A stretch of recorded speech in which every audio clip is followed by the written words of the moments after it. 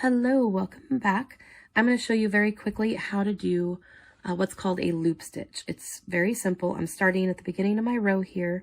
I did a chain one turn, and now I've extended my finger here. Normally, I will come much closer when I crochet a single crochet, but I'm going to extend my finger out. I want the loop to be a little bit shy of my pointer finger length.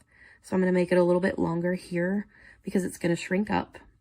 But you're going to push through the stitch like normal.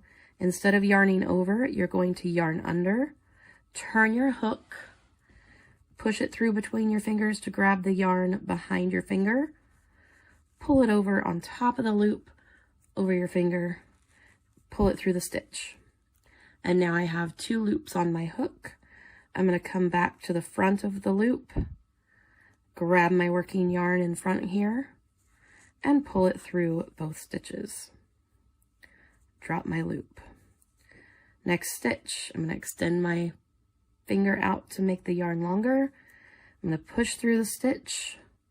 I'm going to yarn under, turn my hook, push through behind my finger, pull it over the top of the loop, pull it through the stitch, go in front of the loop to grab my working yarn, pull it up, pull it through both stitches, drop my loop.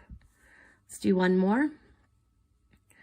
Push through the stitch, yarn under, turn your hook away from you, push it through between your first two fingers, grab the yarn, pull it over the top of the loop, pull it through the stitch. I have two loops on my hook. Go in front of the loop to grab your working yarn, pull it through both loops. Drop the loop. You can continue this all the way to the end of the row. It works up really quickly once you get used to it. And that's it. That is the loop stitch.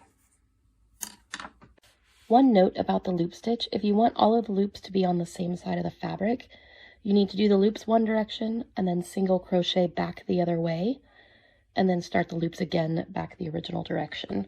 If you do the loops both directions, they will end up on both sides of the fabric. Other than that, it's a fairly simple stitch. I hope you enjoyed this tutorial, and we'll see you next time.